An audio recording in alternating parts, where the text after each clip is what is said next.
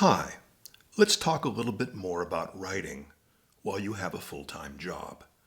Today I want to discuss an uncomfortable subject, which is loneliness and depression.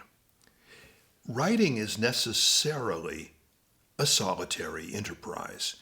If you make the decision to be a poet or a writer, you are choosing to spend a lot of your life alone.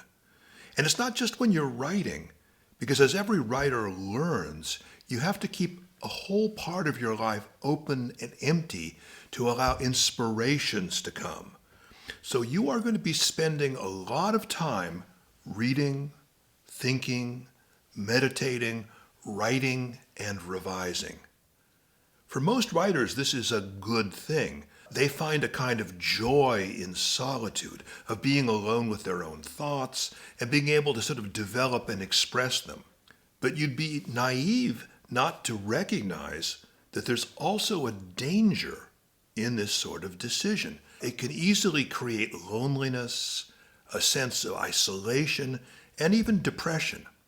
What I want to talk about today is how to construct a life which gives you the necessary solitude to create, but as much as possible avoids the dangers of those sort of isolating, depressive moments.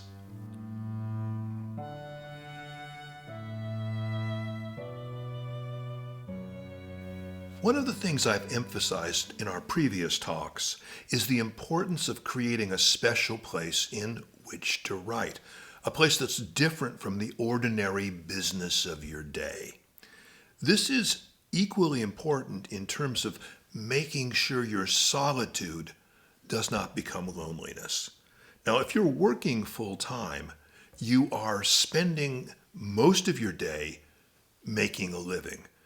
Now, if you have a traditional office place, it might be social, but probably not what it used to be like. The office used to be a very social environment, rather like a college dorm where people would talk as well as work. Nowadays, increasingly, even in an office, people are spending most of the day by themselves, staring at a screen, maybe working on a keyboard. This becomes even more extreme for those people who are working at home. You spend the day by yourself staring at a screen. What that means in terms of today's discussion is you cannot then just stare at the screen some more and expect to be creative. Expect to use that time as productively as possible. It's not simply the dangers of, checking your emails, checking websites, watching videos, all the distractions of the internet. It's also the fact that you're still locked in your workaday. Writers are famous for liking travel. Why? Because when you go to a different place in the world, you see the world differently. It gives you fresh thoughts, fresh sensations. So the question is, how do you, especially if you're working at home, create an environment where your mind is fresh? So try this. Get out of the house and take a walk. Not a walk just to relax, but a walk in which to think and write. Get a little notebook, put it in your pocket, and don't bring a phone, don't bring headphones, but just walk and let things happen in your mind. Try to begin the writing process, to conduct the meditation process while walking. I have begun about half of the poems that are in my books while walking. Wallace Stevens wrote many of the poems that he had while walking to work or walking back from work. He was a very wealthy man, but he never bought a car. Why? Because he knew that the walking was key to his creative process.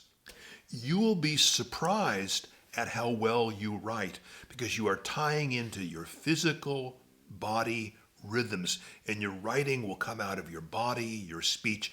It will have a kind of physicality about it.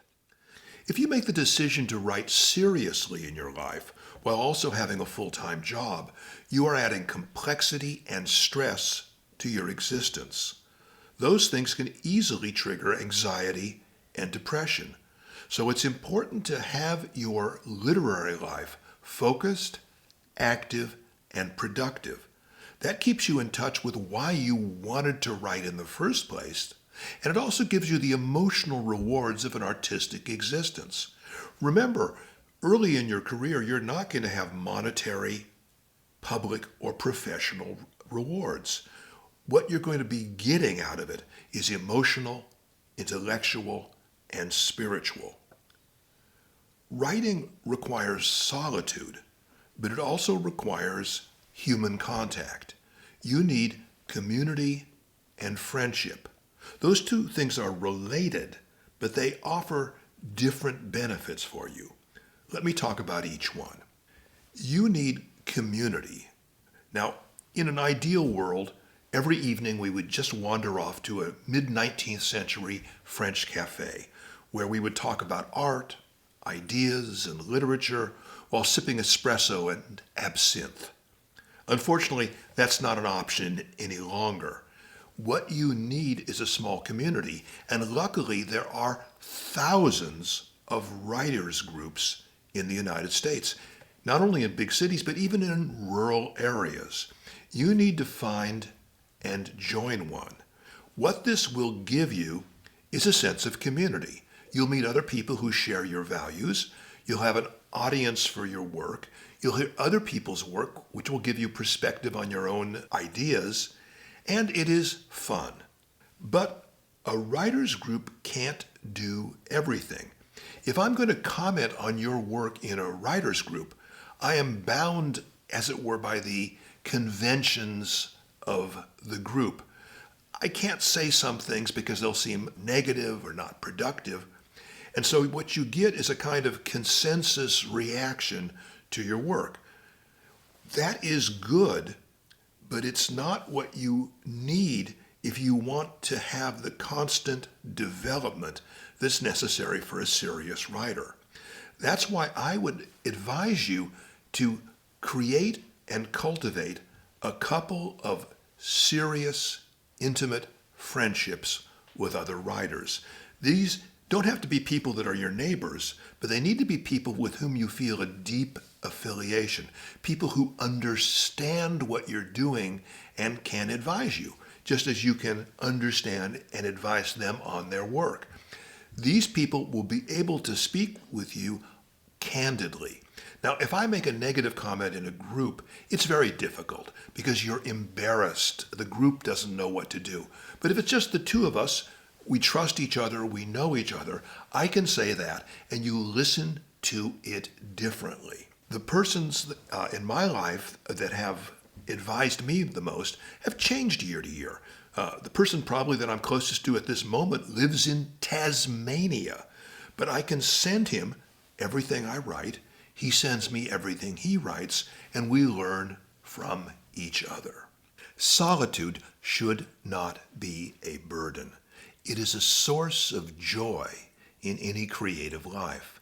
The trick is finding ways of focusing and intensifying your imaginative energy in solitude and protecting yourself from loneliness and depression by bringing in social elements and friendship which reinforce your identity as a writer.